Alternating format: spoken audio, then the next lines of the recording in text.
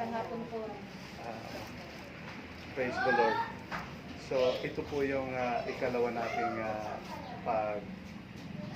pagtatagpo mula last week hanggang ngayon. At ngayon ay pangalawa po. No? Noong nakaraang, noong unang gawain natin, pinag-usapan natin ang pagliligtas, no? Kaligtasan. Ngayon gusto kong tanungin bago tayo magsimula, ano po ba ang na-retain? Ano ang naintindihan po ninyo doon sa aral na ating ginawa, pinag-aralan? Ang ating pinag-aralan, si Yesu Cristo ang ating tagapagligtas, no? Si Yesu Cristo ang tagapagligtas natin at kaya siya pinadala ng bugtong na anak dahil sa pagmamahal ng Diyos sa atin. Sa kabila ng ating pagiging makasalanan, ay inibig niya tayo at iniligtas sa ating mga kasalanan. At ang pangako ng Panginoon na kapag tinanggap natin siya sa ating puso, sa ating buhay bilang tagapagligtas at Panginoon, ay maliligtas tayo. Di po ba? So, ang tanong ngayon, ligtas na nga po ba tayo? Ha? Sino po ang makakasagot? Wala pa pong makakapagsabi. Ang sabi ng Biblia, sa John chapter 3 verse 16, gayon na lamang ang pag-ibig ng Diyos, kung kaya't ibinigay niya ang kanyang bugtong na anak, upang ang sinumang sa kanya ay sumampalataya, ay maliligtas. So ibig sabihin, kailangan lang natin sumampalataya. Kailangan lang natin magtiwala. At sabi ng John chapter 1 verse 12, sa lahat na nagsipag tanggap sa Kanya bilang tagapagligtas at Diyos, ibig sabihin Kanya kay Jesus, siya ay nagbigay ng karapatan upang maging anak ng Diyos. So tinanggap na ba ninyo si Jesus Christ? So kung tinanggap na ninyo si Jesus Christ, walang dahilan upang hindi niyo masabi, na kayo ay hindi paligtas o kaya kayo ay hindi pa anak ng Diyos. Amen? Naniniwala po ba tayo sa salita ng Panginoon? Opo. Kung naniniwala tayo sa salita ng Diyos, ito yung mga sinasabi niya. Na kung ikaw ay magtitiwala, ikaw ay maliligtas. So ibig sabihin, buhay tayo na tinatanong ng Panginoon. Buhay tayo ngayon. Habang tayo ay nabubuhay pa, pinapangaralan tayo, pinapasabi ng salita ng Panginoon, ng Diyos sa kanyang mga salita, na tayo ay, pag nagtiwala sa Kanya, ay maliligtas. So gusto kong linawin, yung pagtanggap ninyo sa Panginoon, ay ginawa ninyo, di ba nanalangin tayo? Panginoon, tinatanggap kita, patawarin mo ako sa aking mga kasalanan, at binubuksan ko ang aking puso. Bilang Diyos, bilang tagapagligtas ng aking buhay, Panginoong Jesus, pumasok po kayo. Patawad sa mga kasalanan ko. Ginawa po ba ninyo yon? So, nagtiwala po ba kayo sa salita ng Diyos? Ibig sabihin, ligtas na kayo noon. Ligtas na kayo. Hindi man natin maiintindihan, hindi man natin mararamdaman, wala man tayong kuryente na nararamdaman, wala man tayong lagnat na nararamdaman, wala man tayong nararamdaman na kakaiba. Pero sapat na tayo ay naniwala. Para bang kumbaga katulad ng, sabi nila doon, merong mare. Kasi karamihan mga mare dito eh. Tatlo lang kami ang pare eh. Mare. Ang sabi nila dyan, pag nagpalista ka daw, ay mauuna ka sa bakuna. Tara, punta tayo. Ang kwento na nagsabing magpalista daw at magbabakuna na para makaiwas tayo sa infection ng virus, COVID virus. Ang nagkwentuhan mo ay nagsabi, ay oo nga no, para hindi na ako mahuli at para may protection na rin ako kahit papaano. Diba? Tapos, ano ang ginawa nyo? Pumunta kayo. Ibig sabihin, naniwala kayo. So ngayon, ang tanong ko, ligtas na ba kayo? Dahil sinabi ng Diyos na kung kayo ay magtitiwala sa Kanya, ay maliligtas kayo. Ligtas na ba kayo? Hindi man ninyo narinig ang Diyos na, ligtas na kayo. Hindi ganon. Salita ng Diyos, ang ating pinag-aralan. Ipinapangaral ang salita ng Diyos. So ngayon, ang tanong, ligtas na ba kayo? Ha? Hindi pa? Gusto ko lang kasi nga siguraduhin. Kasi ito ay sigurado ang Panginoon eh. Sinabi ng salita ng Diyos sa John 3:16, Juan 3:16. Ulitin ko.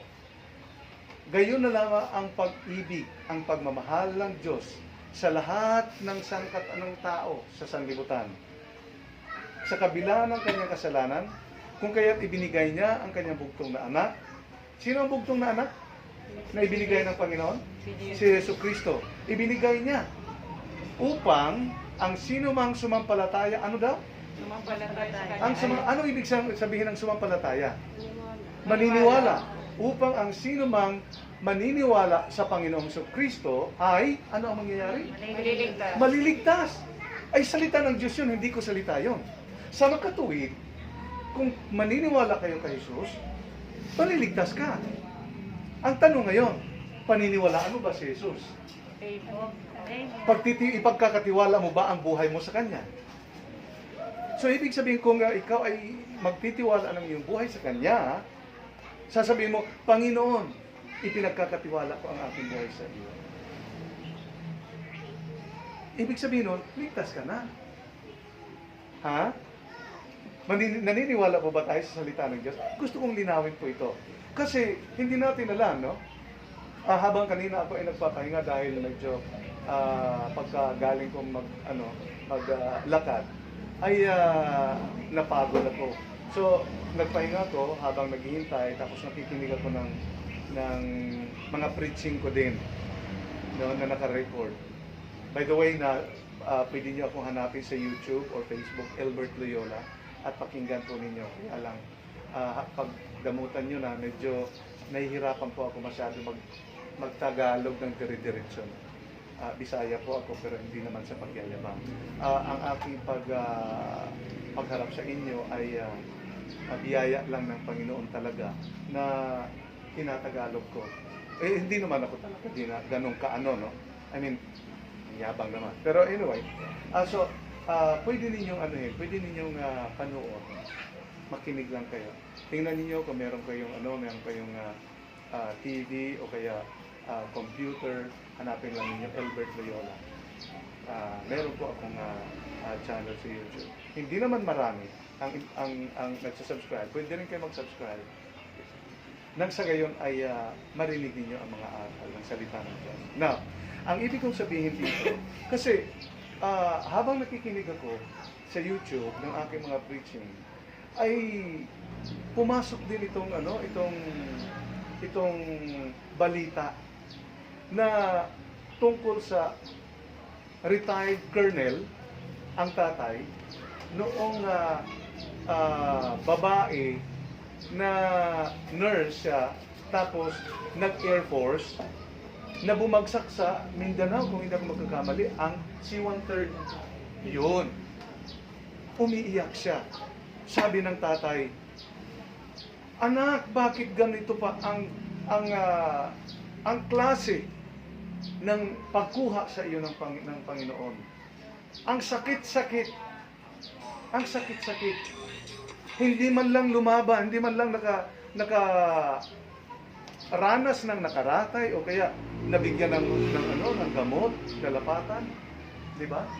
So, ang ibig kong sabihin, mga kapatid, ay paano kung hindi natin alam, ano?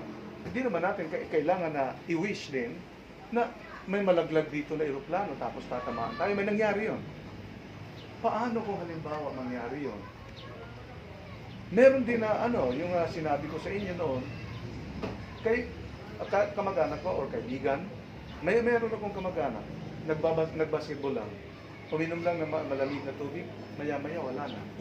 Di po ba? So, ngayon, ang ibig kong sabihin, habang buhay pa tayo, siguraduhin natin, kasi hindi na tayo makakalapit sa Panginoon at wala nang magpipreach sa atin doon sa simenteryo para sabihin sa atin na tanggapin mo si Jesus para maligtas ka. Ngayon habang buhay tayo, sinasabi ng John 3:16, magtiwala ka lang kay Jesus upang maligtas ka. So, ang inyong pagtiwala sa Panginoon ay ang siyang nagligtas sa inyo. Hindi ako. Hindi ko kasi salita yon.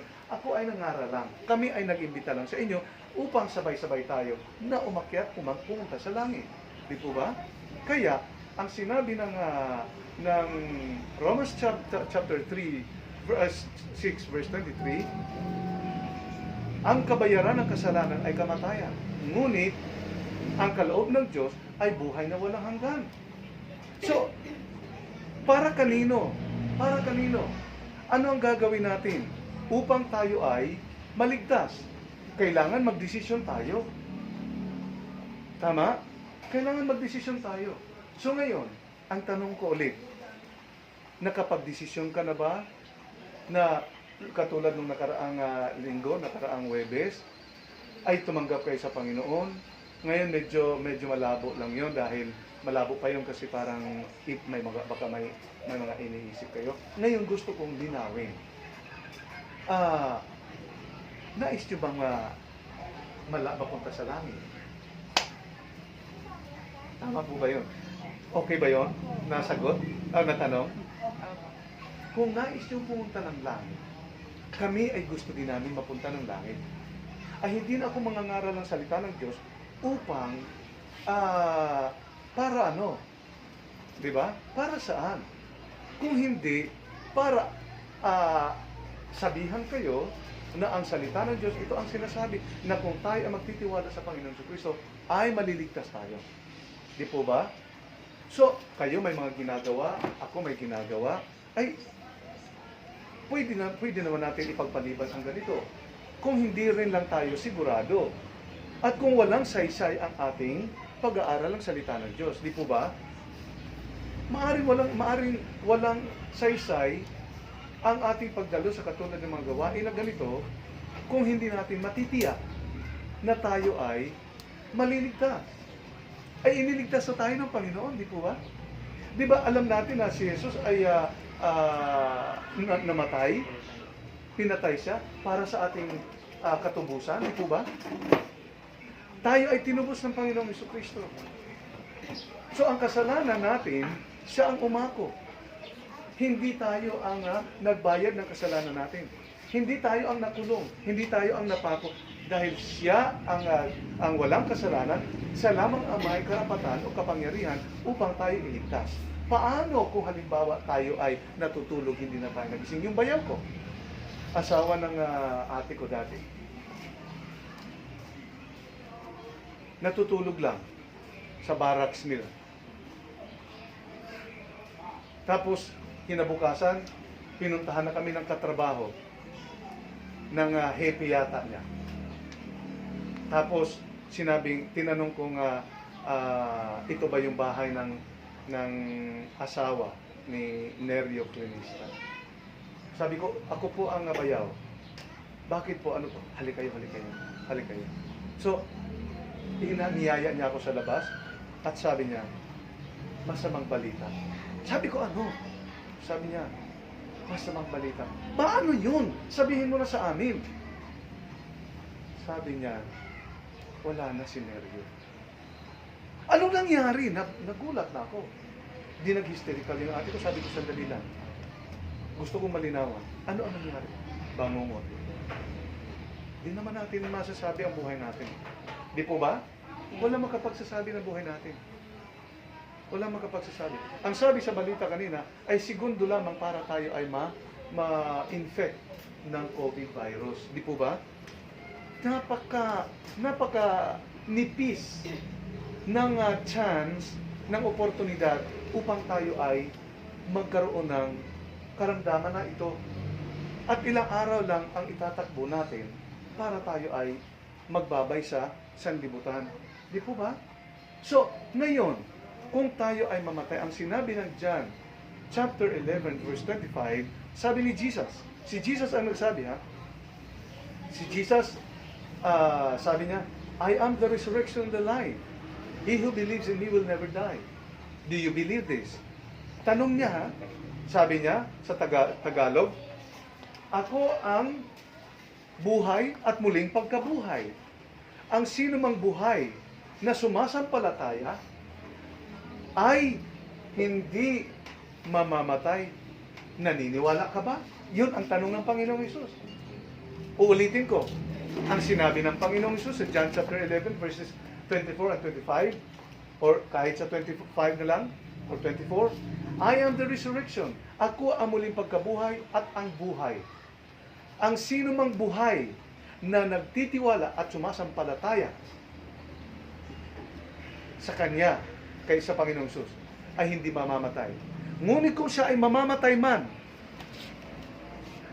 pero may pananampalataya at nagtitiwala siya sa akin, bubuhayin siyang muli.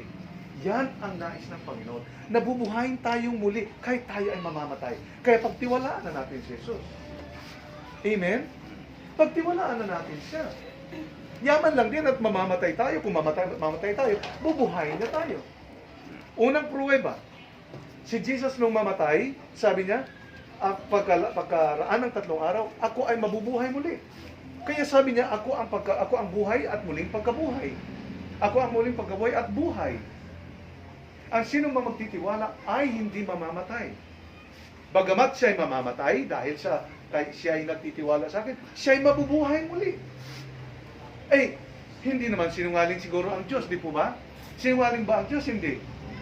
Hindi, di po ba? Nung sinabi ng Panginoon, lalangin natin ang tao ng katulad ng ayon sa ating wangis at mukha, nilalang niya tayo.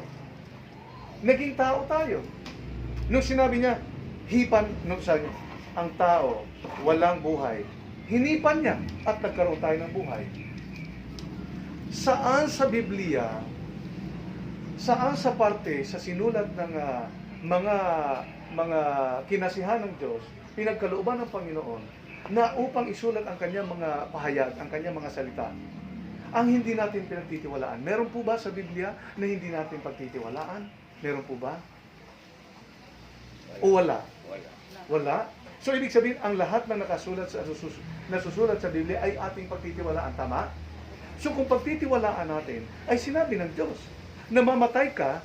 Kaya nga sabi ni Pablo sa Philippians 1:21, Filipos 1:21. Ano ang sabi daw ni Pablo?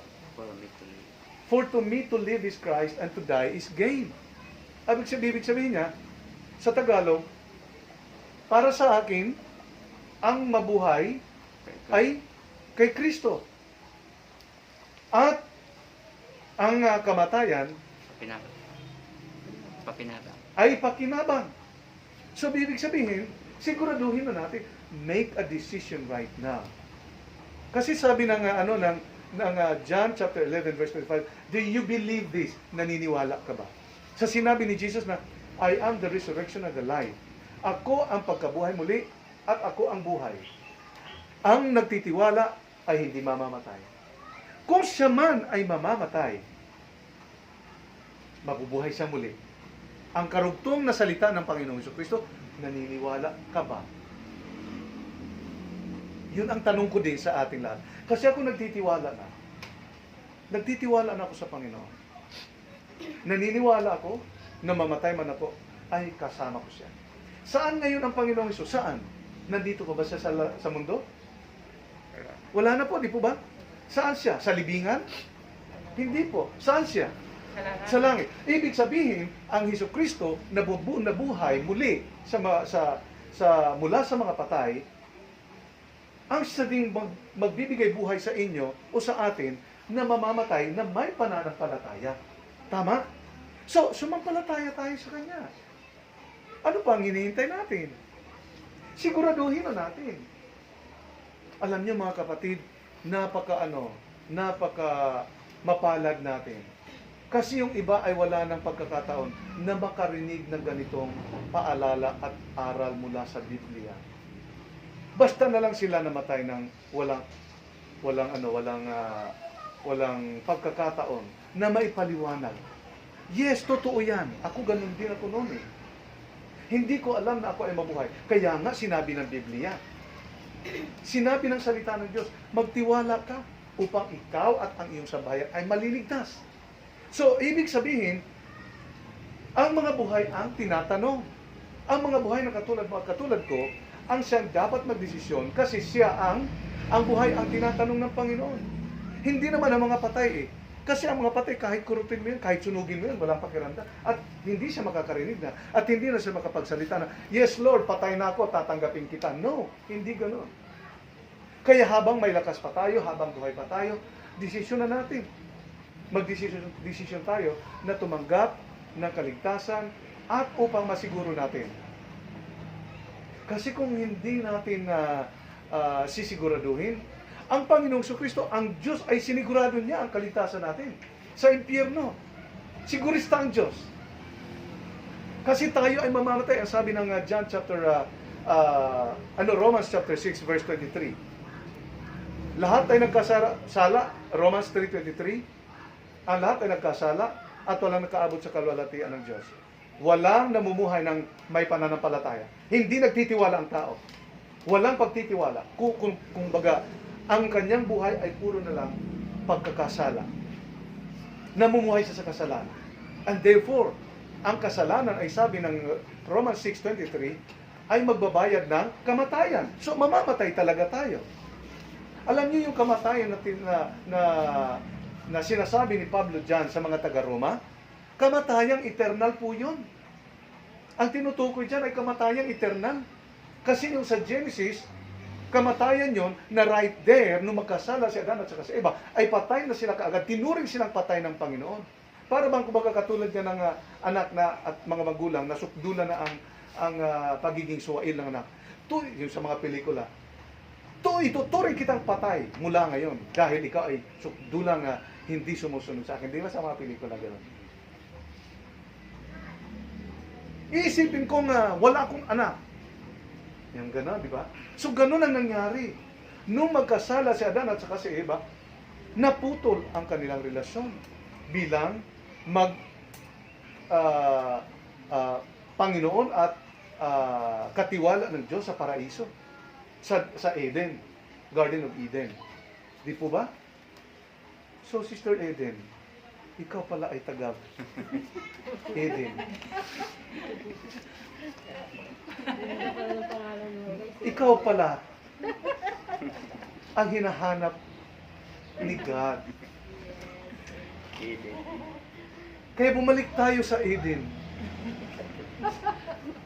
Kasi ang hardin sa Eden ay puno ng kapayapaan, puno ng kasaganaan.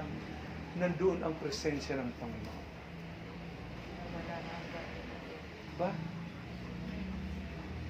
Kaya, ang tanong ko muli, bago tayo magpatuloy, hindi ko nahabaan, ligtas na ba kayo? Ha? Amen? Maliwanag po yon. Walang pagdududa? Wala po. Alam nyo, kung magdududa kayo, hindi nga nagduda ang Panginoon, ay ipadala niya ang kanyang bugtong na anak. Sabi ng Biblia, ang Ama ay hindi nagdalawang isip na ipadala ang kanyang bugtong na anak upang iahon tayo sa kasalanan at iligtas sa tiyak na kamatayan sa impyerno. Hindi nagdalawang isip ang Diyos. Tayo nagdadalawang isip. Bakit ba? Bakit? Di ba? Ba't kailangan natin magdalawang isip? Kung ang Diyos naninigurado, sigurista siya, na ikaw ay hindi mapunta sa impyerno, ba't hindi natin gawin? Diyos na mismo ang naninigurado sa buhay mo. Pwede naman ng Panginoon tayo pabayaan Sabihin ng Panginoon, ikaw ay galing lang sa alabok, balik kita sa alabok. Pwede naman ganun Di po ba? Pero bakit? Bakit ng Panginoon pinag-aksayan ng panahon na hipan niya tayo? Ibig sabihin, ang hininga natin ay galing sa Panginoon. Sabi ng Diyos, likain natin ang tao ayon sa ating wangis at anyo. At nung makita ng Diyos na lifeless ang tao lang buhay, hiningahan niya ito. At nagkaroon ng buhay. So yung hininga natin, galing sa Diyos ito. Naintindihan niyo po ba? Gusto kong maliwanag. Kasi gusto kong magkita-kita tayo sa langit. Amen? Amen. So, sabi ng Diyos, ang buhay Ang Biblia, sabi ng Biblia, sa Biblia, nakasulat doon, na ang buhay na binigay sa atin ng Panginoon ay eternal. Kasi ang buhay na hininga ng Diyos, naging buhay natin, eternal, ibig sabihin, walang kamatayan yun. Walang kamatayan. Ang Diyos namamatay po ba? Hindi. Yes, si Jesus Christ, gusto kong pumasok sa kaunting doctrinal dito. Si Jesus, ang meaning ng Jesus is purely man, without sin, na galing sa Diyos para magtubos sa atin, tubusin tayo sa ating mga kasalanan.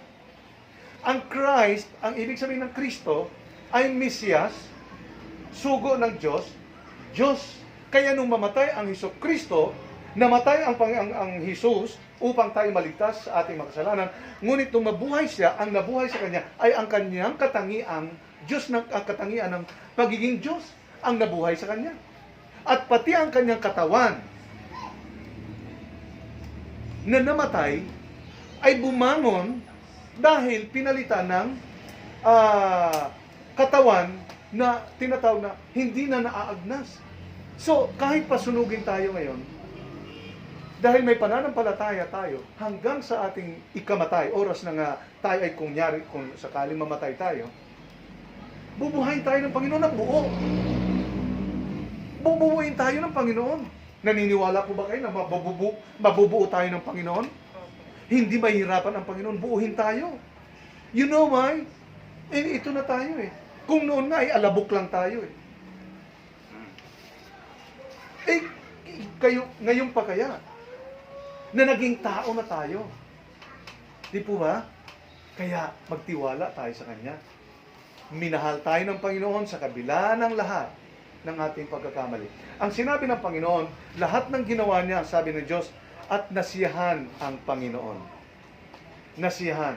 And the Lord, ano sabi doon sa English? Saw that it was good. Nakita ng Diyos na ang kanyang mga nilikha ay mabuti. Pati ang tao, nakita niya, wow! Nung binigyan ko ng buhay ang taong ito, si Adan, and God saw that it was good. Nakita ng Diyos na ang taong nilikha niya, ayon sa wangis at anyo niya, ay napakaganda. Napakaganda. Kaya nagkaroon din siya ng pagmamahal sa atin. Minahal niya. Ano ba ang mga ginagawa natin? Let's say may anak kayo. Sino ba dito ang walang anak? Wala pang anak. Okay, nagme-pray pa. Pero may asawa? Dalaga? Okay lang. No problem. Anyway, I hope you will not be embarrassed. Para sa lahat naman ito. Sa lahat na may mga anak, sino ba sa inyo na mga magulang ang walang pagmamahal sa anak? Itaas niyo ang kamay. Meron ba? Ako lang yata. Kasi ako ang nagtaas. Di po ba?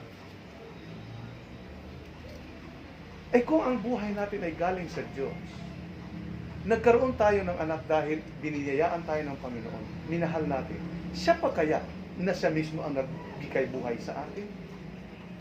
Tama? Ang binigyan ng buhay ng Panginoon na tinukso ni Satanas at nagkasala ay hindi niya kailanman iiwanan para lamang sa parusa ng kamatayan all throughout. Although pwedeng gawin ng Panginoon yan, alabo ka lang naman eh. Lupa ka lang naman eh. Kaya nga kapag may namamatay, yung kapag ipapasok na sa libingan, ang sasabihin ng pastor, sa alabo ka nagmula at sa alabo ka babalik. Ikaw ay hihimlay at babalik sa kung saan ka nagmula sa ngalan ng Ama, ng Anak at ng Espiritu Santo. So ibabalik siya sa lupa. Pero bakit nga ba? Bakit nga ba ganun ka-importante, kahalaga sa Panginoon ang buhay? Dahil ang buhay mo ay galing sa Kanya. Amen? Ang buhay mo at buhay ko ay galing sa Kanya. Hindi ito galing sa kung saan. Hindi rin ito bigay ng doktor. Di ba? O hindi ito po bigay ng kumadrona na nagpaanak sa inyo sa inyo ng mga nanay. O kaya ng pediatry ng OB-GYN. Ang nagbigay ng buhay sa atin ay ang Diyos. Kaya yung nagbigay ng buhay sa atin, bagamat nagkasala tayo, sabi ng John 3:16, nagkasala man kayo, mahal ko kayo. Kaya aagawin ko kayo sa pagkontrola ng kasalanan sa inyo. Tama? Kung makulong ang anak ninyo, let's say lang, di ko naman pinapangarap, di ko dinadalangin. Example lang, makulong ang anak ninyo, ano ang gagawin niyo? Kung may paraan naman sa batas na pwede ka magpiyansa para makalabas, magpipiyansa ka ba o hindi? Eh kung walang pera, anong gagawin mo? Hahanap ka, uutang ka, pagtatrabahuan mo, pipiyansahan mo, makalabas lang ang iyong anak. Eh ganun din ang ginawa ng Panginoon sa atin. Kahit na buhay niya ay itaya niya para lang sa atin. Dahil meron siya sa atin inilagay. Yung buhay na meron tayo, hindi ng Panginoon kailanman. Isusuko yon sa Satanas. At hindi Panginoon pababayaan na mamumuhay tayo. Mapupunta tayo sa impyerno. Dahil ang buhay na meron tayo, sa Kanya nagmula. Tama? Kaya dapat mabuhay tayo sa piling niya at hindi sa impyerno. Yun ang sinabi ng Biblia. Tama po ba? So ngayon, ang tao ay nangangailangan ng Diyos. Tandaan po ninyo yan. Nangangailangan tayo ng Diyos. Kasi hindi natin alam na tayo pala ay may kaligtasan sa kasalanan na namana at nagawa natin laban sa Diyos. So kung nangangailangan tayo ng Diyos, kailan natin malalaman? Malalaman natin sa pangangaral ng salita ng Diyos. Kaya sa bawat salita ng Diyos na ipinapangaral, pahalagahan po natin. Pakinggan natin. Mahalaga po yan. Mahalaga po. Maaaring bukas makalawa, ako ikukunin ng Panginoon. Bukas makalawa, ay hindi ako makarating dito. Bukas makalawa, kami ni Brother John ay nasa langit na. Diba? Sino na ang mangangaral sa inyo? Well, hindi ko sinasabi na kami lang talaga. Pero sa ngayon, kami ang ginagamit ng Panginoon para maipangaral ang mga salitang ito. At binibilang namin itong oportunidad dahil kami din ay may nangaral sa amin. Amen. Tama? Kami din ay iniligtas ng Panginoon. Kaya, ibinabahagi lang namin sa inyo kasi yun ang sinabi ng Panginoon. Sabi ng Panginoon sa Matthew chapter 28, verses 19 and 20, "Go ye into all the world and preach the gospel," the good news. What is the good news? Ano ang sinabi niya? Sa mga, kanino sinabi? Sa mga disipulo niya. Na, hindi naman ako disipulo na kasama ng Panginoong Hesus araw-araw, pero naging disipulo ako dahil ako ay believer niya. Ako ay nagtitiwala sa Kanya. Ang disipulo, lahat na yung 12 ay nagtitiwala sa Kanya. At tinawag silang disipulo. Ibig sabihin ng disipulo, tagasunod, nagtitiwala, at ano pa? Sumusunod at nakikinig. Nag-aaral sa Kanya. Pinag-aaralan nila, inaaral, binibigyan sila ng Panginoong Jesucristo ng aral na makalangit kung paano mamuhay habang nasa mundong ito. Kasi ang lahat, sabi nga sa English, life is fleeting. Ano daw? Ang buhay ay ganyan lang, sabi nga ng kanta, di ba? Ang buhay ay parang katulad yan ng katulad ng hamog. Sa umaga ay mararamdaman mo. Nakikita mo sa mga ganyan. Tingnan niyo bukas ng madaling araw. Di ba merong mga hamog-hamog diyan? Pero pag sikat ng araw, meron pa ba? Wala. Katulad niyan ang buhay natin. Ang buhay ay halintulad din sa usok. Na kapag saglit ay lumalabas. pero saglitan lang din nawawala. Ang buhay ay katulad lang din ng tubig, na kapag ka natapon na sa lupa, hindi na maibabalik muli sa lalagyan. Ang buhay ay gano'n. Pag namatay tayo, hindi na maibabalik. Kailan maibabalik? Kung ang Diyos ang magbabalik sa langit na. Tama? Kung tayo ay nagtitiwala sa Kanya. Amen? Malinaw po ba yun? Ngayon, uulitin ko ang tanong ko. Ligtas na ba kayo? Amen? Bakit? Sa paanong paraan? Pananampalataya. At sa paniniwala, pananampalataya na maliligtas kapag ka nagtitiwala sa Kanya, sa Panginoon sa Kristo. Which is yun ang sinabi ng Panginoon. Di po ba? Ay, ang Panginoon hindi nagdalawang isip. Diyos yun. Ang Diyos hindi hindi nagdalawang isip na ipadala ang Kanyang buktong na anak upang ang sinumang sumampalataya kay Jesus ay maliligtas. Pero kung tayo ay nagtitiwala, apay, sayang. Di ba? Matindi tayo. Eh kung ang Diyos nagtitiwala, na maliligtas ang lahat na magtitiwala sa Kanyang anak. Sabi ni Jesus, John 14:6, ano ang sinabi? Juan 14:6, ano ang sabi doon? Jesus said, I am the way, the truth, and the life. No one comes to the Father except through me. Sabi ni Jesus, ako ang daan, ang buhay, at ang katwiran. Wala makakaparoon sa Ama kung hindi sa pamamagitan ko. So magkakapunta tayo sa Ama. Saan ba ang Ama? Sa impyerno? Sa langit. So ibig sabihin, wala magkakapunta doon sa langit kundi dadaan kay Kristo. Paano ka dadaan kay Kristo?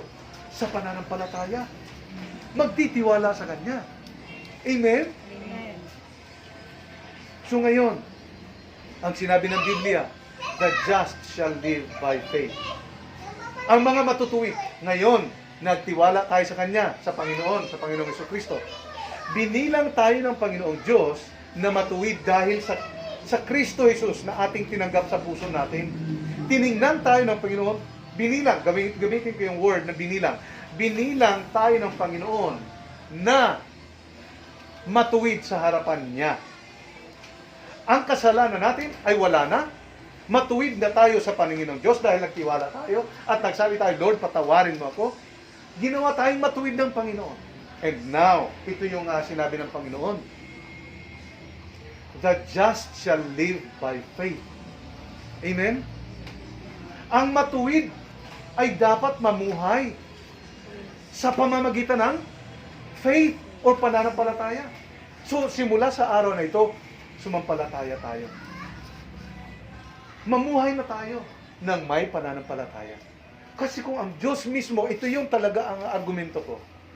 Kung ang Ama sa langit ay nananampalataya, nagtitiwala, na maliligtas tayo sa pamamagitan ni Jesus, sino tayo para hindi tayo maligtas? Hello? Sino tayo para sabihin natin, hindi ako maliligtas? Eh, ang sinabi ng Panginoon, binadala niya ang kanyang bugtong na anak upang kung ikaw at ako ay magtiwala, ay maliligtas, ay dapat maligtas tayo. Sayang kung hindi, dahil ang impyerno ay naghihintay. Yun ang napakahalagang mensahe ng Panginoon sa ating ngayong hapon. Gusto ko lang siguraduhin, bago tayo magtapos. Mga kapatid, anuman ang mangyari, kaya nga, anuman ang mangyayari, dapat meron tayong pwesto sa langit. Pakatandaan ninyo, Diyos mismo ang unang nagpakita ng pagtitiwala na ikaw at ako tayong lahat ay maliligtas kung tayo ay sumampalataya kay Jesus. At sino tayo para hindi sasampalataya sa Panginoong Jesus? Ay siya ang daan. Siya ang katwiran. At ang lahat ng mga sinabi ni Jesus ay totoo. At totoong totoo. Walang kalahating totoo, kalahati sinungaling. Wala. Lahat ng sinabi ng Panginoon Jesus ay totoo. At kung siya ang katotohanan, dapat ba natin siyang pagdudahan? Hello? Hindi. Dapat natin pagtiwalaan.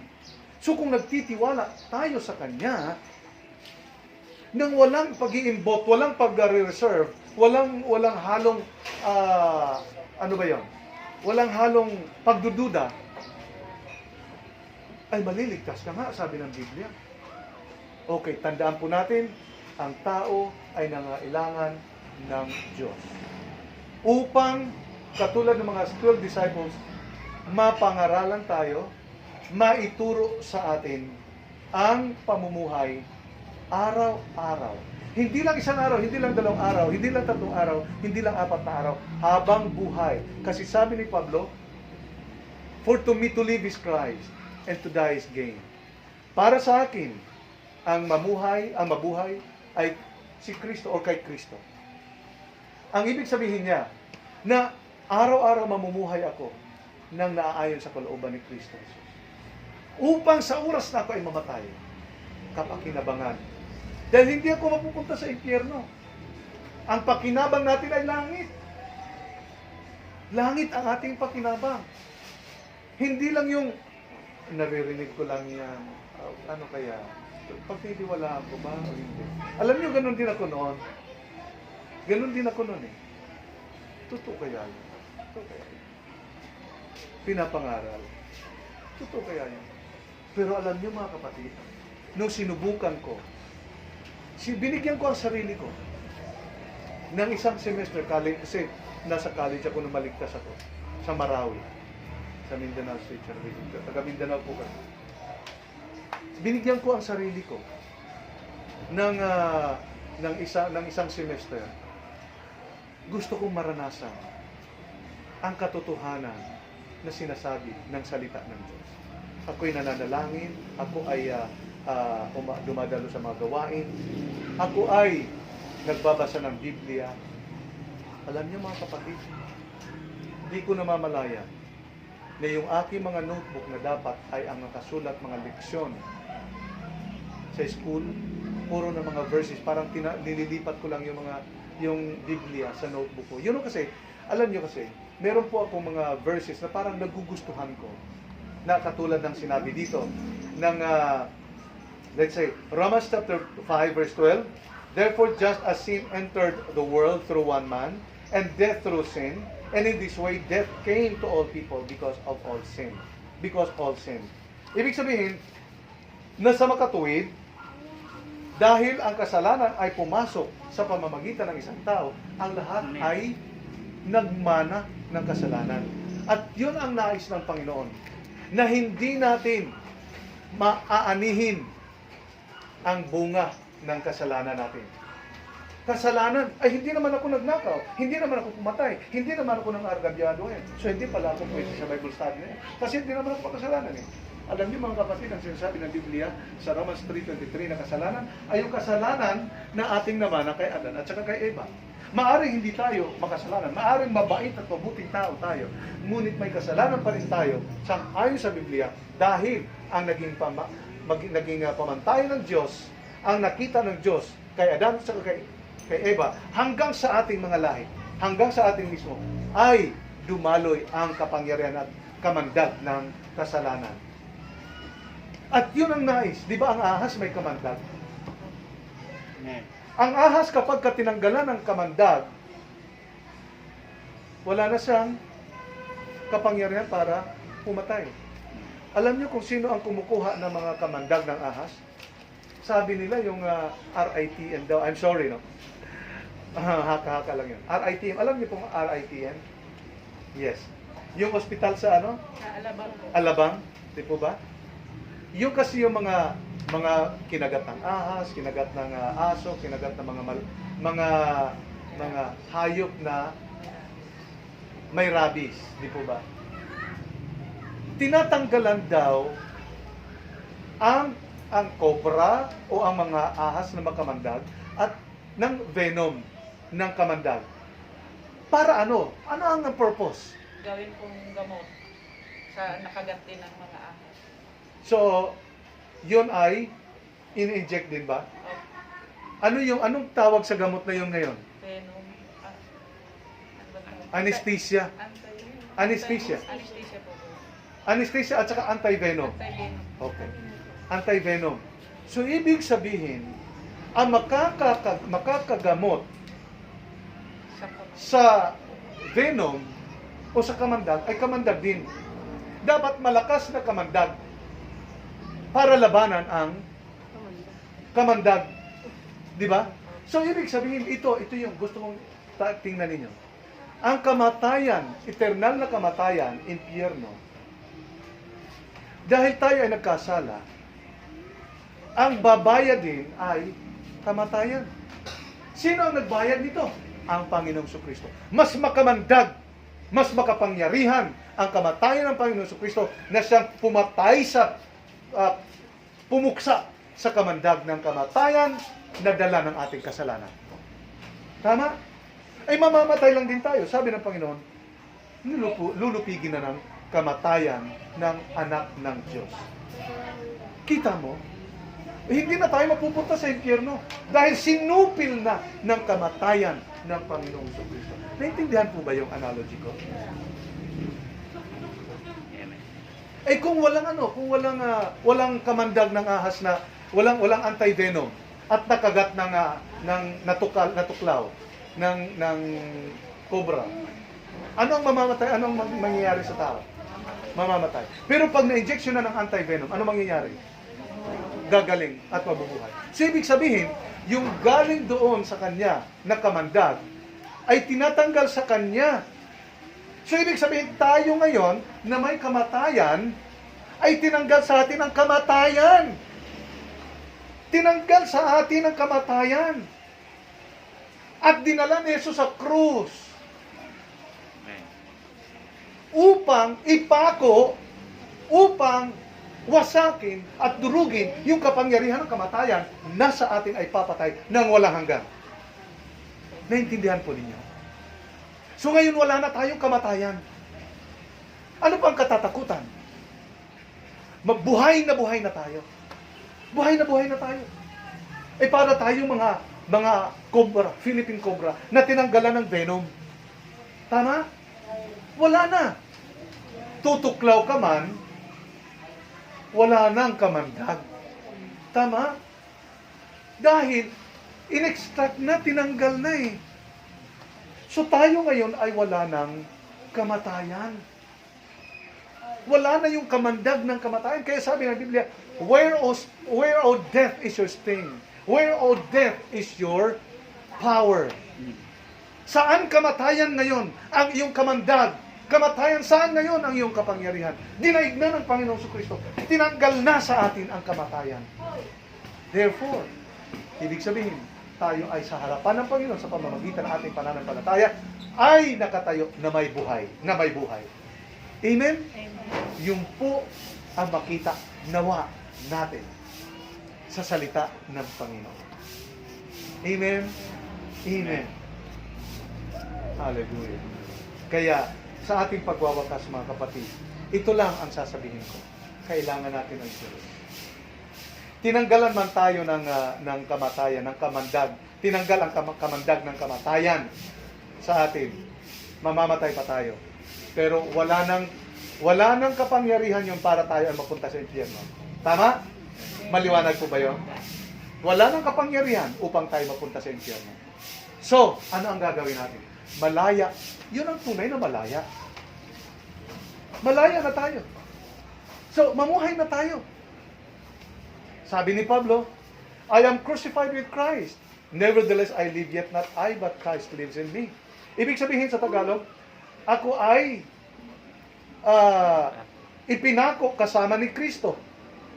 At ang aking buhay ngayon ay ipinamumuhay ko na kay Kristo Jesus. Ginagamit ko na para kay Kristo. So ngayon, ibig sabihin, mamumuhay tayo. Paano? Dumalo sa katulad ng mga gawain na to, ganito, makinig ng salita ng Diyos, at para ma-maintain natin ang ating pananampalataya, lumago, kasi sabi ng Hebrews chapter 11 verse 1, ang pananampalataya ay magbibigay sa atin ng pananaw upang makita natin ang hindi pa natin nakikita. Yung substance ng ating pananampalataya ay buhay na walang hanggan. Tama? So yun po ang sinasabi ng Biblia. So ngayon, para tayo mga ahas na wala ng kamandag. Kaya kahit anong tuklaw natin, wala na. Huwag na lang tayong monoklaw. Kasi wala na tayong kamandag eh. Yun ang importante sa atin mga kapatid. Meron po ba kayong mga tanong bago tayo mag-close sa panalangin? Maliwanag po ba? Ngayon, ligtas na po ba kayo? Amen. Sumasampalataya kayo?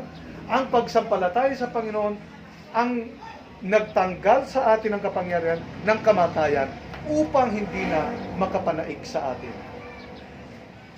Ang kamatayan, in fact, para sa mga Kristiyano ay hindi kinatatakutan. Hindi rin naman natin kailangan magpakamatay dahil hindi na tayo natatakot. Di ba? Binigyan tayo ng buhay ng Panginoon para ma-enjoy natin ang buhay. Hayaan natin ang Panginoon ang kukuha sa atin ang kamatayan para sa mga tao na nagtitiwala sa Panginoon ay himbing lang natulog yan ang katapat, ang sinasabi ng Biblia. Di ba? Kung titingnan ninyo, makikita ninyo sa Luke chapter 19, si Lazarus ay namatay. 4 na araw na. Nangangamoy na, sabi ni Maria at saka ni Marta. Dinalaw siya ni Jesus. Dumalaw si Jesus. Sabi ni Jesus, nabalitaan ko na ang aking kaibigan, ang inyong kapatid ay nawala na daw. Oo, Panginoon, sayang kung nandito ka lang. Sa Luke chapter 19 yun, basahin niyo. Kung nandito ka lang, hindi sana mamamatay ang aming kapatid. Sabi ni Jesus, ako ang muling pagkabuhay at ang buhay. Ang sino man sa akin, ang sumampalataya, ay hindi mamamatay. Kaya, naniniwala ka ba? John chapter 11, yun din, basahin din niya. Kasi it talks about the life of Lazarus pa rin. Yan ang ikalawang ebidensya na magpapatunay sa Biblia na si Jesus ay bumuhay ng patay bago siya nabuhay. Si Lazarus na namatay na, 4 na araw na nakalibing, pinuntahan ni Jesus. At sumigaw siya sa harapan ng libingan ni Lazarus. Lazarus, lumabas ka. Lumabas si Lazarus na nakapulupot ang linong maputi na tela. Kasi sa Hudyo, ang patay nila doon ay pinaliliguan nila pagkatapos walang saklot at binabalot nila ngayon ng puti na tela. So, si Lazarus ngayon ay lumabas, nabalot na balot buong katawan niya, at pagkatapos, sabi ni Jesus sa mga disipulo, kalagan ninyo siya. Kalagan ninyo siya. Tanggalan ninyo ang nakapulupot sa kanya. At pagkatapos noon, si Jesus, kung saan siya magpunta, kasama si Lazarus. Si Lazarus na binuhay ng Diyos. Gusto niyo bang mabuhay kasama ni Jesus? Amen. Gusto niyo bang kahit saan ang Panginoon ay naroon din kayo? Amen. Amen? Yun ang sinabi ng Panginoon. Nung siya ay mabuhay muli, at siya ay after 40 days, ay aakyat na siya sa langit, huwag kayong mabalisa, huwag kayong mabahala, dahil ako ay mauuna sa aking Ama. At kung nasaan ako, ay naroon din kayo. Kung hindi ko sasabihin, ako ay ipaghahanda ko kayo ng matitirhan. Dahil kung saan ako, ay naroon din kayo. Sa aking Ama, ay marami ang silid. Amen. Marami ang silid. Sa ibang pagkasalin sa English, mansion. So, ibig sabihin, silid iyon, mansion na para sa mga tao na nagtitiwala habang nabubuhay pa. Kaya wag natin putulin ang ating nasimulan na yan. Okay? I-challenge ko lang sa inyo.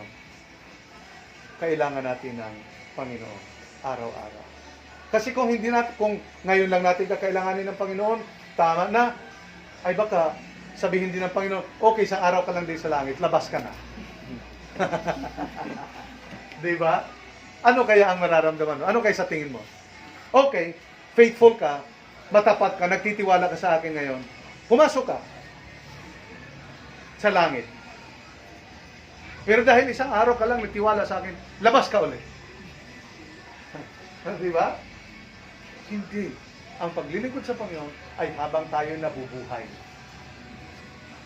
Habang tayo ay may lakas. Amen? Amen. May tanong po ba? Maliwanag po ba? Sino dito ang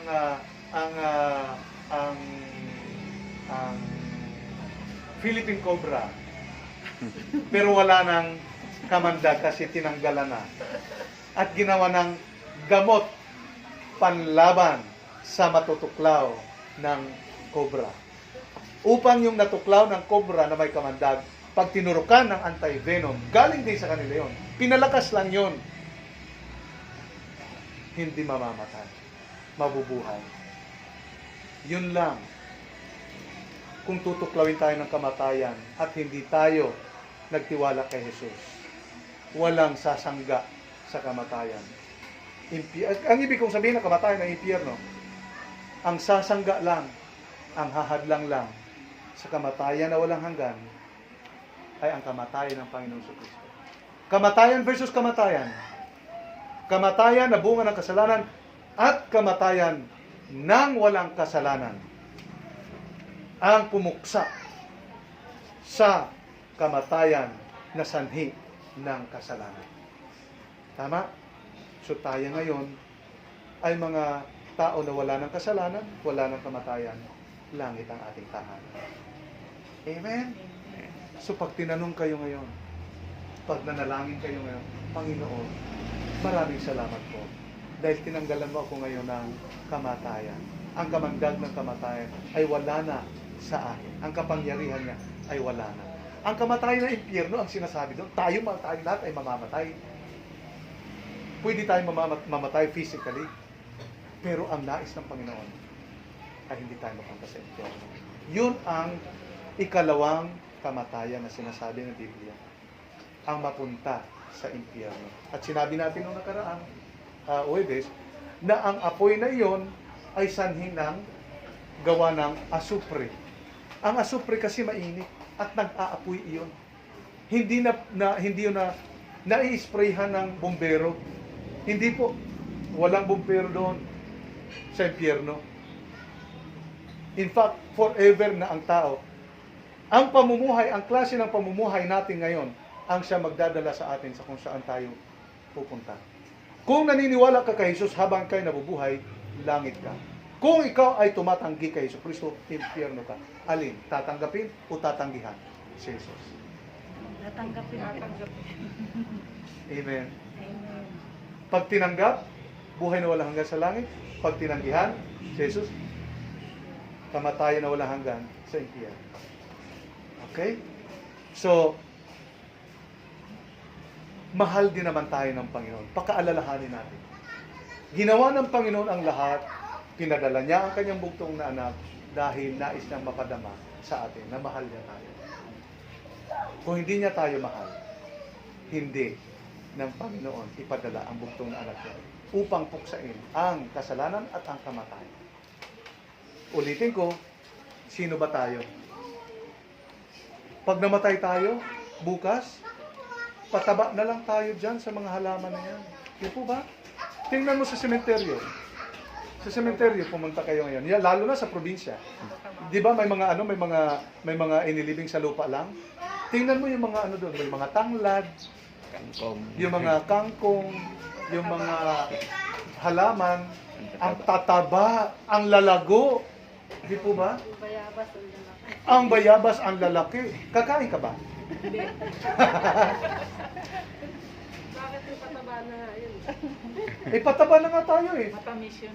Mas masarap tayo na pampataba kasi ang sasarap ng kinakain natin. Hindi tayo kumakain ng panis. Hindi tayo kumakain ng mga madumi, di ba? Niluluto natin para mamatay ang mga germ, bacteria. At nililinis natin ating lamis at ating lutuan at ating mga hapag, mga plato, kutsara, tinidor. Di ba? Kubyertos. Kasi nais natin malinis. Bakit ayawan natin na kumain sa itinanim doon sa sementeryo? Tapos kinatatakutan pa natin ng sementeryo. Bakit? Kasi patay ang mga nandoon, no? Wala na yun eh. Lupa na nga sila eh. Baka daw bumangon. Baka daw Baka buhangon? Kung bumangon, yung mga naging balsa mo, di sana. Doon pa lang, talagang inumbag na, tinusok mo ako sa leg. Uppercut nga. Bakit? Ay siya. Di po ba? Okay. So maliwanag po, mahal tayo ng Diyos, kaya niya tayo ayaw mapunta sa impyerno.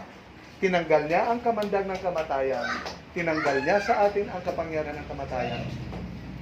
Pinalitan ng buhay na wala hanggan. Amen? Amen. Amen. Okay. Ngayon, sa ating pagtatapos, ay nais ko kayong sundan ako sa panalangin. Sundan ako ninyo sa panalangin at pakatandaan ninyo na ang pinag-aralan natin ngayon ay man needs God. Ang tao ay nangangailangan. Kailangan niya ang Diyos. So, isa-isip natin lagi yan. Kailangan ko ang Diyos, kailangan ko ang Diyos, kailangan ko ang Diyos. So, all you have to do is to pray, read the Word of God, listen to the preaching of the Word of God, and live for the glory of God. Yun ang sinabi ng Biblia. Kailangan natin gawin yun. Okay? So, kailangan natin yan. Ang sinabi ng Hebreo, huwag daw natin kaliligtaan ang pagtitipon kagaya ng ginagawa ng iba. Bagkus, gagawin natin ito katulad ng ginagawa ng iba. Dahil alam ba ninyo, na ang panahon ay nalalapit na. Nalalapit na ang pagbabalik ng Panginoong Kristo. Nalalapit na rin. Malapit na malapit sa ating mga bakuran ang kamatayan. Di po ba? So, wag natin kaliligtaan. Magpalakasan tayo sa pananampalataya at sa panapamagitan ng aral ng salita ng Diyos upang ating pananampalataya ang magpapaalala sa atin, magtiwala ka sa Diyos, magtiwala ka sa Diyos. Langit ang punta mo, langit ang punta mo. Wala nang kamandag ang kamatayan. Amen? Amen. So wag natin kaliligtaan pagkos tayo ay dumalo sa mga pagtitipan na katulad nito. Nais ko kayong aanyayahan at sundan ninyo ako sa panalangin na maiksi lamang. Ito ay panalangin na maaari ninyong gawin ninyong sariling panalangin na sabihin ninyo, Panginoon, ako po ay nananalig sa inyo na ako ay pinatawad mo na at tinatanggap kita bilang Panginoon at tagapagligtas ng buhay ko. Ang kamandag ng kamatayan ay totally nawala sa akin dahil sinabi mo. Kaya ako ngayon ay iyak yun. Sundan niyo po ako sa panalangin. Amang banal, maraming salamat po sa tayong lahat po. Amang banal, maraming salamat po sa mga mensahe na aming narinig ngayong hapon.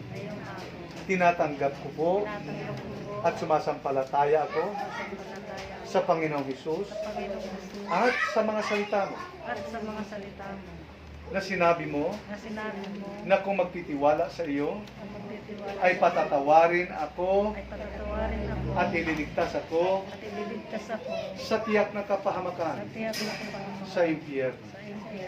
Maraming salamat, Lord, sa aral na aking narinig ngayong hapon. Turuan niyo po ako na may pamuhay ang mga salita mo mula ngayon. 10 ng pamilya ko, kami ay maglilingkod sa iyo. Sa pangalan ni Jesus. Amen. Amen. Ako na lamang po ang mananalangin. Ama, nagpapasalamat kami dahil sa pangalan ng aming Panginoong Kristo, kayo ay nabigay ng kalayaan na makapamuhay ng naayon sa iyong kalooban. Makalayaan mula, Panginoon, sa pagkagapi sa kamatayan at sa pagbibigay sa amin, Panginoon, sa pagkakaroon namin ng pagbabayad ng kasalanan ng kamatayan, Panginoon. Maraming salamat po, Panginoon, na ang iyong pag-ibig ay hindi namin masukat, hindi namin maintindihan. Ngunit sang ayon sa iyong mga salita, sasampalataya at magtitiwala lamang kami. Mararanasan namin ang pagmamahal mo. Ang pagmamahal mo na ginawa ng Panginoon Kristo upang labanan, itaboy at itakwil at duruhin ang kapangyarihan ng kamatayan. Ito ay ang impyerno ng kamatayan. Kami ay hindi mapupunta. Maraming salamat po. Maraming salamat po. Ang bawat isang narito, Panginoon, mula sa aking kaliwa hanggang sa kanan ko, Panginoon, although I do not know them by name, Lord, maaring wala sila dito, Sister Marilyn, Sister Charina, Evangelista. Meron ba dito nito? O doon ito sa kabila? Dito yon. Nalida Morales. Doon yun sa kabila, no? Doon sa kabila yan, basta. Maribeth Polica, Marife Jeronimo, Mariel Alquiche, doon to. Ito yun dito, basta. Okay. Kasi gusto kong isa-isahin ang pananalangin sa inyo. Lord, itinataas ko tayo ay pumikit. Ako na lamang po kasi magbabasa ako. Itinataas ko si Sister Yolanda Martizano, Sister Marcia de la Cruz, Sister Marites Reforma, Sister Josephine, Panginoon, Pase, maging Sister Melanie, Sister Janice, si Brother Ramon, si Brother Efren, Sister Elsie, si Sister Maricar, si Brother Arnold, si Sister Michelle, si Sister Rosemary, Panginoon. Ang mga pangalang nabanggit, dalangin ko na simula sa araw na ito, ang iyong pagpapala, ang buhay na walang hanggan, ang iyong mga salita, ang pananampalataya ay patuloy na dumaloy sa kanila. At ang proteksyon mo laban sa COVID-19 at laban sa iba't ibang crisis at kawalan, Panginoon, ng pagtitiwala, kawalan ng pagkain, kawalan ng trabaho, kawalan, Panginoon, ng pag-asa, ay palitan mo ito, Panginoon, ng pag-asa. You are the hope of glory, Lord Jesus. Kaya ipalit mo ito sa bawat isa sa amin.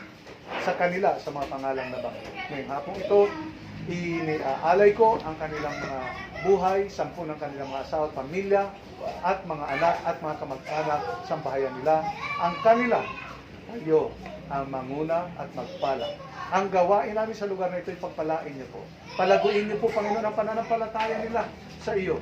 Nawa ay mag-increase pa. Nawa ay hangarin pa nila, naisin pa nila, na sila ay makapag-aral pa, matuto pa mula sa mga salita.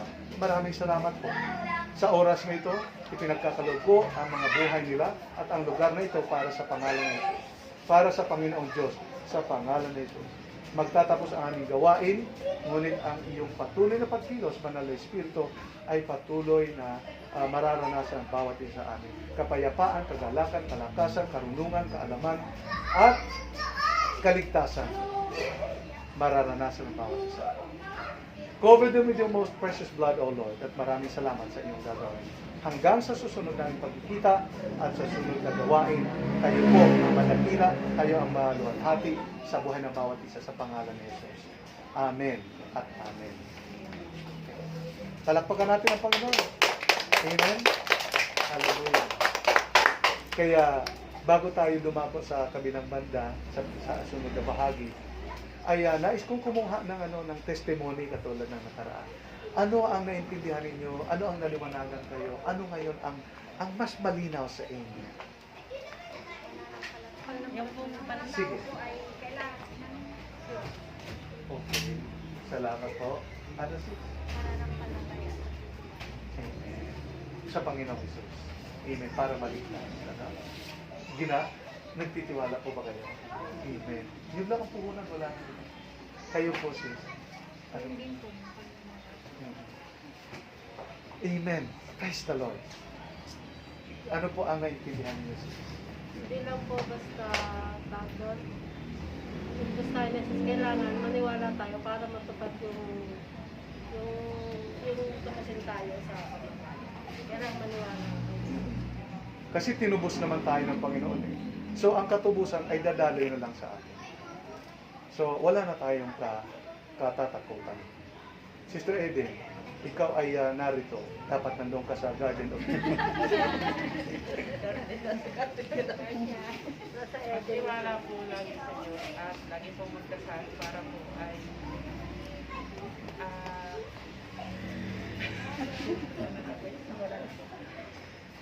pagtitiwala po sa Diyos lagi araw-araw po.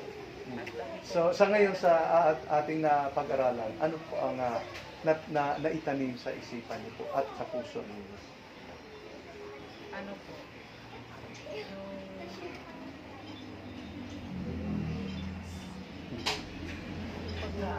Nakaba niya. Kailangan kasi natin, di ba ang aral natin ay kailangan ng tao ang Amen. Sa inyo po sis, Pagkatiwala lang po natin ang sarili natin sa Panginoon. Yung pagka ba meron na tayong kailangan, saka lang tayong makaalala sa Panginoon. Hindi tayong mag-ano ba, basta sa sasampalataya sa Kanya. Hindi lang yung pagka meron tayong kailangan, saka lang tayo lalapit sa Kanya. Ngayon po Amen. Maraming salamat po. Sa inyo po. Yun lang po. Pananampalataya po at panalangin lang po ang kailangan. Amen. So may buhay na walang hanggan na ba? Opo. Meron? Natanggap nyo na? Amen. Tinanggalan na tayo ng kamatayan, ha? Di po ba? Tinanggalan na tayo. Wala nang kamandag ang kamatayan. Sa inyo, sis.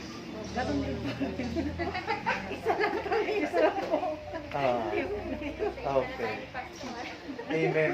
So, natutuwa ako, lalo na ang sabi ng Biblia, sa lahat ng mga nagsisitawa, pagtanggap sa Kanya,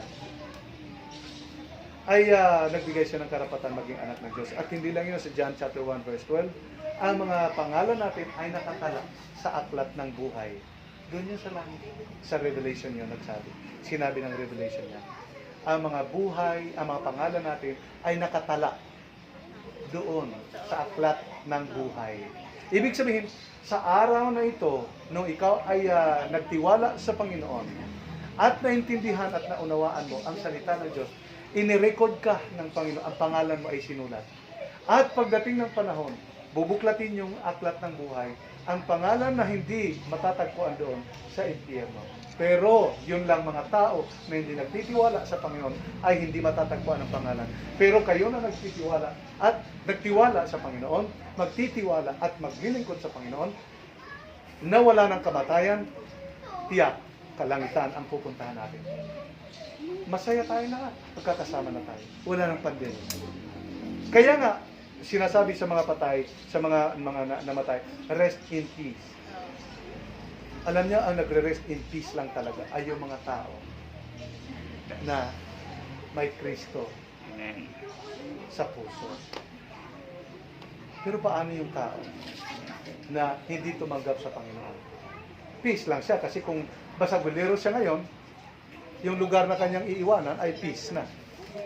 nagkaroon ng peace. Magkakaroon ng peace.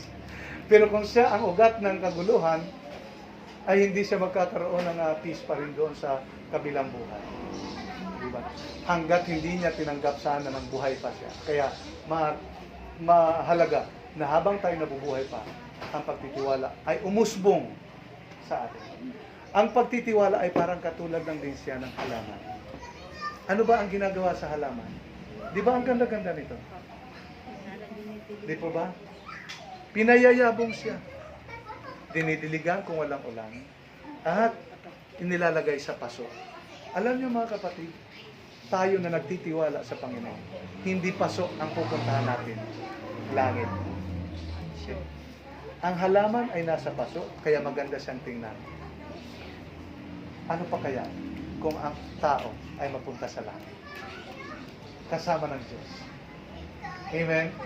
Ay tayo ay kandidato na para langit eh. Wala nang katalo-talo yan. Amen? Walang pagkatalo ang mga tao na nagtitiwala sa Panginoon. Langit. Sinilyuhan na ngayon ng pananampalataya ninyo ang pagpunta sa langit. Okay? So maraming salamat at magandang hapon. Brother June, ikaw na ang bahala sa kanila. So, sila lamang na nandito ang maaaring nakahanda na yon, yung nakalagay lang mo yon magdala na lang sila ng kanilang lagayan. Plastic. Oo. Ang aming ipamimigay ay ngayon ay kahapon lang siya na bagong harvest lang siya na kamuting kahoy at napakasarap niya. Okay lang po ba sa inyo? Kaya panalangin natin, Brother John, panalangin muna natin bago tayo mamigay. Sige po. Panalangin natin ang pagpapala na ang Panginoon ay mag-supply.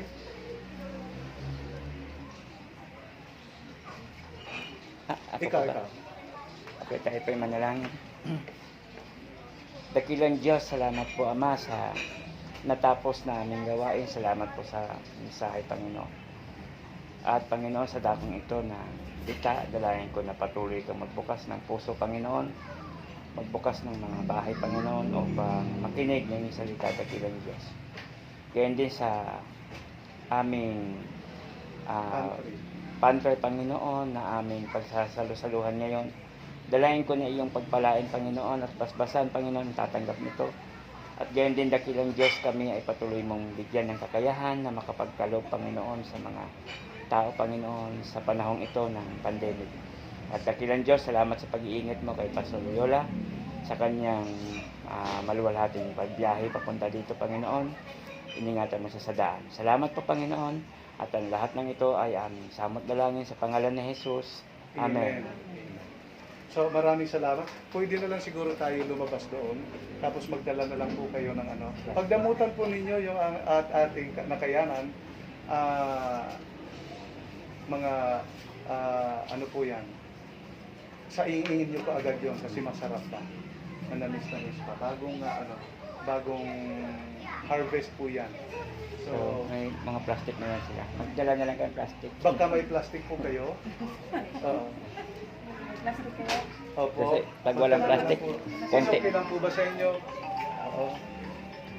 So, Bubuksan na lang doon. bubuksan na lang, dalhin ko na lang ito. Okay na ito.